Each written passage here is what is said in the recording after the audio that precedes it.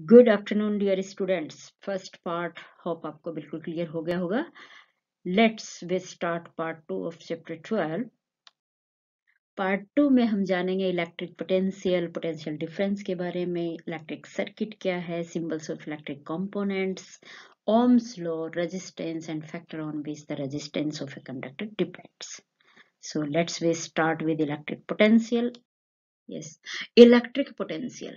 Electric potential को जानने से पहले आप सिर्फ पोटेंशियल एनर्जी को रिकॉल कीजिए। 9th क्लास में आपने 2 टाइप्स ऑफ एनर्जी स्टडी किया था, potential energy and kinetic energy. तो पोटेंशियल एनर्जी में हमने क्या किया था कि अर्थ सरफेस से जितना हम अपवर्ड डायरेक्शन में किसी ऑब्जेक्ट को मूव कराते हैं तो उसकी हाइट जैसे जैसे इंक्रीज होती जाती है, ठीक ऐसे ही उसकी पोटेंशियल एनर्जी इंक्रीज होती जाती है।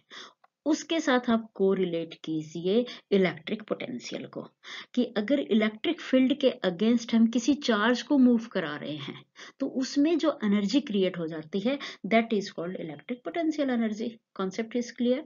और इसको कैलकुलेट करने का ये फॉर्मूला है V इज इक्वल टू के क्यू ओवर आर, जहां पे जो V है इलेक्ट्रिक पोटेंशियल है, K कूलम्ब है, Q चार्ज है and R distance of the separation.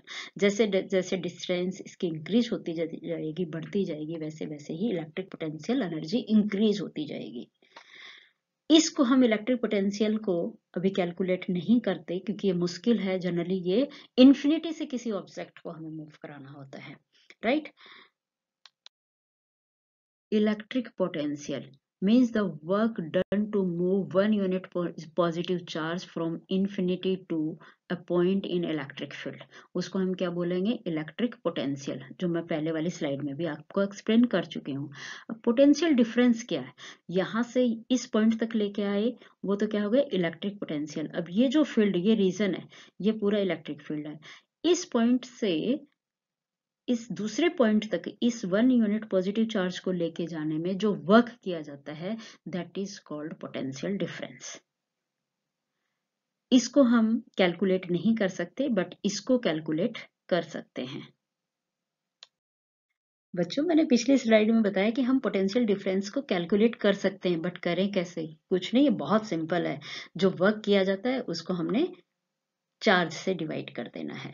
तो वर्क का सिंबल होता है W, चार्ज का होता है Q, और पोटेंशियल डिफरेंस का सिंबल V रखा गया, कैपिटल V होता है बच्चों।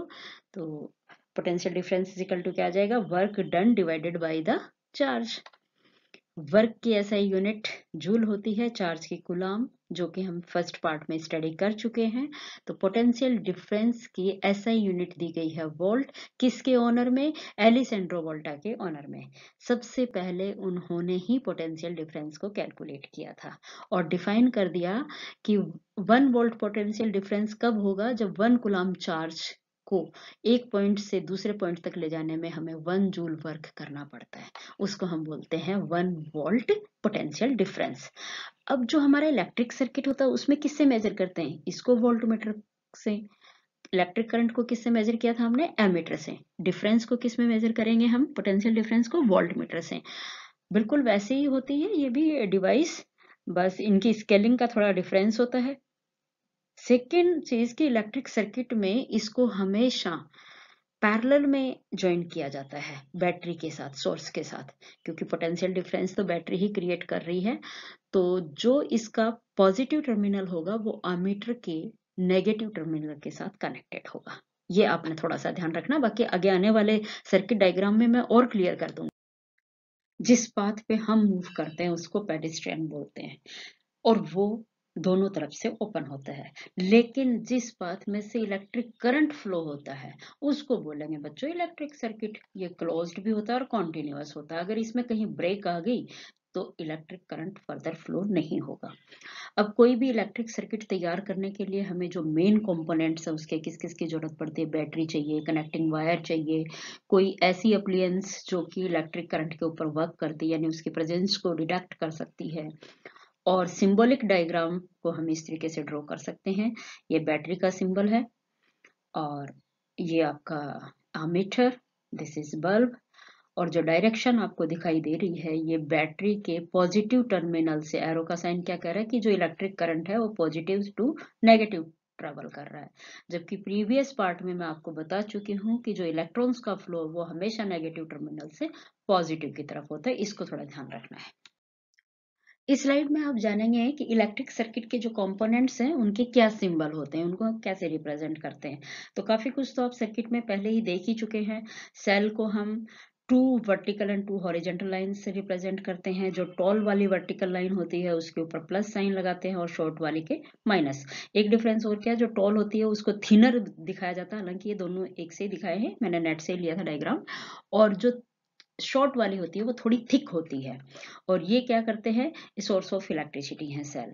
सेल के 2 और मोर कॉम्बिनेशन को हम बैटरी बोलते हैं और ये पोटेंशियल डिफरेंस को इंक्रीज कर देती हैं, यानी अमाउंट ऑफ इलेक्ट्रिसिटी इंक्रीज कर देते हैं। बल्ब का सिंबल ये दिख रहा है आपको, ये इलेक्ट्रिक एनर्जी को लाइट एनर्जी में कन्वर्ट करता है। मोटर का सिंबल सर्कल के अंदर एम, और ये इलेक्ट्रिकल एनर्जी को मैकेनिकल एनर्जी में कन्वर्ट करता है।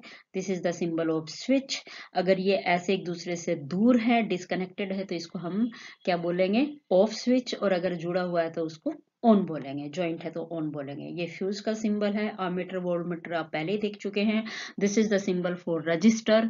रजिस्टर मीन्स वो कंडक्टर जिसमें अप्रिसिएबल रेजिस्टेंस हो, इलेक्ट्रॉन के फ्लो में ऑब्स्टेकल क्रिएट करने की पावर हो। And this is the symbol for ground connection, earth में इस करंट को पास कर दिया जाता है।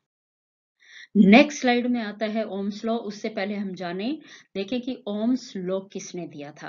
वो थे जर्मन फिजिस्ट जॉर्ज ओम। इन्होंने अपने एक्सपेरिमेंट में सिंपल सा एक्सपेरिमेंट लिया और उसमें वोल्टेज और करंट के बीच में क्या रिलेशनशिप है, उसकी मेजरमेंट कैसे की जाती है, उसको एक्सप्लेन किया।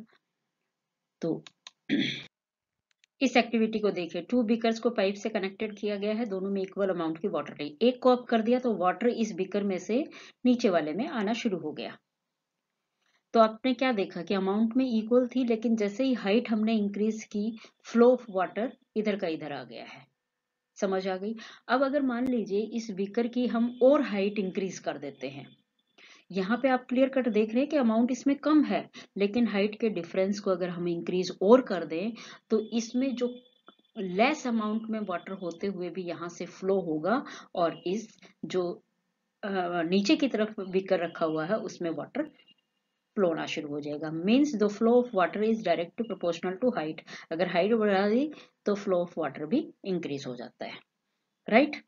अब मान लीजिए हम इस पाइप को थिन कर दें, यानी इसके डायमीटर को डिक्रीज कर दें, तो क्या होगा, क्या वाटर सेम अमाउंट में आएगा? नहीं, अब अमाउंट ऑफ वाटर कम हो जाएगी।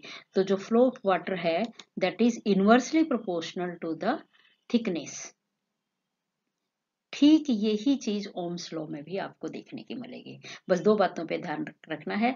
अगर फ्लो ऑफ वाटर हाइट पे और उसके डायमीटर पे डिपेंड करता है, ऐसे ही ओम्स लॉ में जो अमाउंट ऑफ करंट है वो पोटेंशियल डिफरेंस और कंडक्टर के ऊपर डिपेंड करता है, यानी रजिस्टर के ऊपर डिपेंड करता है। बहुत ही सिंपल सी वीडियो से हम ओम्स के लॉ को अच्छे से क्लियर कर सकते हैं।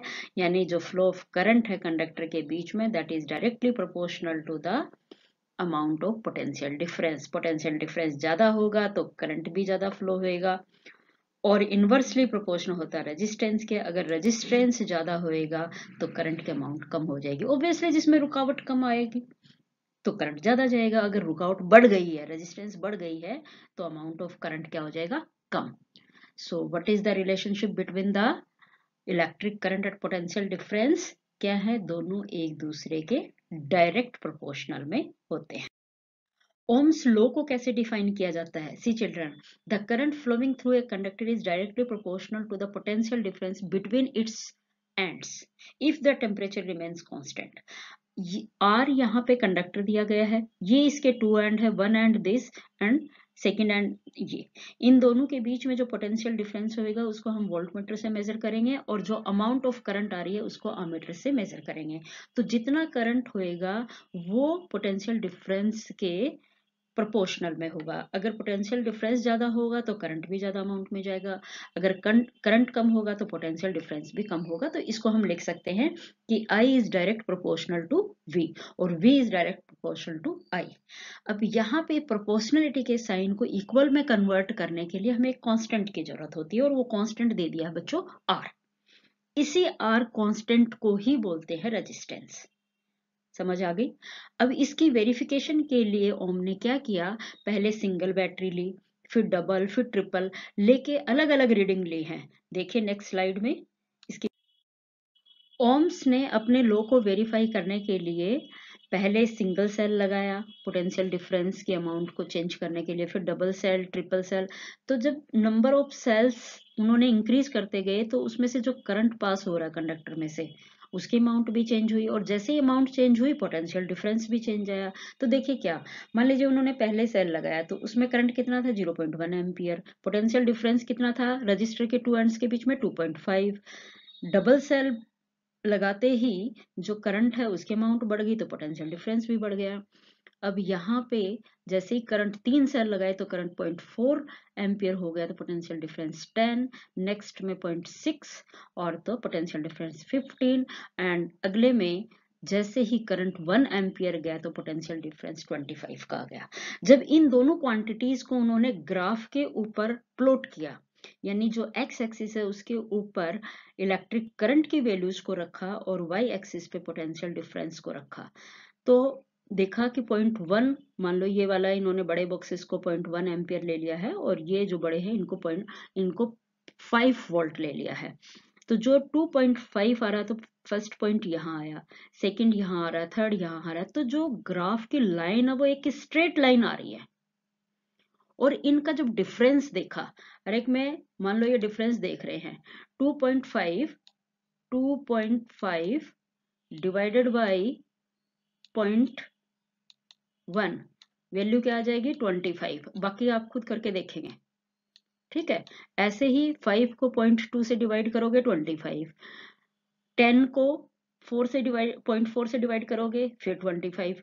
मतलब कि इन दोनों का क्या V ओवर I एक कांस्टेंट आ रहा है। इस रीडिंग में हमारा कांस्टेंट कितना आ रहा है बच्चों 25। क्लियर हो गया? इसीलिए R को कांस्टेंट बोला गया है कि अगर करंट बढ़ा दिया पोटेंशियल डिफरेंस भी इंक्रीज हो जाएगा। तो इस तरीके से ओम्स लॉ वेरीफाइड हो जाता है। Resistance a constant that is the ratio of potential difference over electric current, right? और another word में हम इसको कैसे एक्सप्लेन कर सकते हैं, property of a conductor which oppose the flow of electric current, जो इलेक्ट्रिक करंट के चलने में रुकावट पैदा करती है उसको हम बोलते हैं बच्चों रेजिस्टेंस। अब इसकी एसआई यूनिट हम कैसे निकालेंगे, हमें पता है कि जो पोटेंशियल डिफरेंस है उसको वोल्ट में मेजर करते हैं और करंट की एसआई यूनिट एम्पियर होती है, तो volt over ampere is equal to है ओम। ओम का सिंबल ये होता है, समझ आ गई? राइट। अब मान लीजिए आपके पास 2 होम अप्लायंसेस हैं, one is fridge another is heater. तो ज्यादा रेजिस्टेंस किसकी होएगी, इलेक्ट्रिक करंट ज्यादा अमाउंट में किस में जाएगा, फ्रिज में, और कम अमाउंट में किस में जाएगा, हीटर में। क्यों? क्योंकि उसकी रेजिस्टेंस पावर ज्यादा है। तो अगर मान लो रेजिस्टेंस को डबल कर दिया, देखो इस फॉर्मूले से आप आराम से समझो, मान लो यहाँ पे 1 volt ampere potential difference create हो रहा है, कब, जब 1 एम्पियर करंट और 1 एम्पियर रेजिस्टेंस है, तो वैल्यू इक्वल आ गई। अब हम कह रहे हैं कि हमने क्या कर दिया है, जो रेजिस्टेंस है उसको डबल कर दिया। अब दोनों का जो प्रोडक्ट है वो 1 आना चाहिए। तो अगर मान लीजिए रेजिस्टेंस डबल हो गया है तो करंट क्या करने पड़ेंगे हमें, हाफ। तो जिनमें की रेजिस्टेंस पावर ज्यादा होती है, जो ज्यादा फ्लो में रुकावट क्रिएट करते हैं, उन अप्लायंसेस में से कम अमाउंट का करंट जाएगा। अगर रेजिस्टेंस 4 टाइम बढ़ा दिया जाए तो जो करंट है वो 4 टाइम डिक्रीज हो जाएगा, ये ध्यान रखना आपने। और इसी से इसके ऊपर बेस्ड ही क्वेश्चन आपसे ज्यादा पूछे जाते हैं, तो ये थोड़ा सा ध्यान रखने वाली बात है यहाँ पे। Let's focus on the factor on which the resistance of a conductor depends. These are length of the conductor, area of cross section of conductor, material of the conductor. So if we increase the length of a conductor, the resistance of conductor get increased. Means resistance is direct proportional to the length of a conductor. Or if we increase the area of cross section of a conductor, we found the resistance get decreased. Means R is inversely proportional to the area of cross section of a conductor. Third is the material. आपने previous chapter में पढ़े हैं कि कुछ जो metals होते हैं वो बेस्ट कंडक्टर होती हैं, कुछ ठीक होती हैं और कुछ पुअर कंडक्टर होती हैं, मतलब कम अमाउंट में करंट को जाने देती हैं। तो मटेरियल के ऊपर भी रेजिस्टेंस डिपेंड करती है। जो बेस्ट कंडक्टर होते हैं उनकी रेजिस्टेंस कम होएगी और बाकियों की फिर अप्रिसिएबल रेजिस्टेंस चलती रहती है। ये तीनों मेन फैक्टर क्लियर हो गए। अब इनको हम न्यूमेरिकली फॉर्मूला में कैसे रिप्रेजेंट करेंगे? R is direct proportional to the length, R is inversely proportional to the area of cross section, दोनों साइड रेजिस्टेंस है तो resistance is direct proportional to the length और inversely proportional to the area of cross section. अब फॉर्मूले को पूरा तैयार करने के लिए प्रोपोर्शनलिटी के साइन को हमें रिमूव करना पड़ता है। वो साइन की जगह हमेशा हमें कोई कांस्टेंट वहां पे रिप्रेजेंट करना पड़ता है। So here we have a constant slightly p position का letter and that is known as resistivity. इसको हम नाम क्या बोलेंगे? रो कहते हैं और ये है क्या? रेजिस्टिविटी। सो रेजिस्टिविटी का फॉर्मूला क्या हो जाएगा? कैसे कैलकुलेट करेंगे हम इसको? रो को आपने फाइंड आउट करना है तो रो इज इक्वल टू क्या हो जाएगा बच्चों? आर ए के साथ मल्टीप्लाई हो गया क्योंकि क्रॉस मल्टीप्लाई करते हैं, तो rho is equal to R A over L. अब आर रेजिस्टेंस का की यूनिट होती है ओम, एरिया की metre square divided by metre क्योंकि लेंथ की मीटर होती है। सो रो की जो ऐसा यूनिट है वो आ जाएगी ओम इंटू मीटर। ओम मीटर ये सिंबल से आप इसको दिखा सकते हैं। जो कंडक्टर होते हैं यानी मेटल है, अलॉय है, उनकी रेजिस्टिविटी बहुत कम होती है। वो उनकी जो रेंज है, स्केलिंग है, वो 10 to power -8 ohm metre to 10 to power -6 ohm metre तक वेरी करती है। और जो इंसुलेटर्स होते हैं लाइक रबर, ग्लास वगैरह, इनकी रेजिस्टिविटी बहुत हाई होती है, that is 10 to power 10 ohm metre to 10 to power 17 ohm metre तक वेरी करती है। तो होप आपको ओम्स का लो, रेजिस्टेंस और factor on which the resistance depends and resistivity, ये सारे कॉन्सेप्ट क्लियर हो गए होंगे। थैंक्स।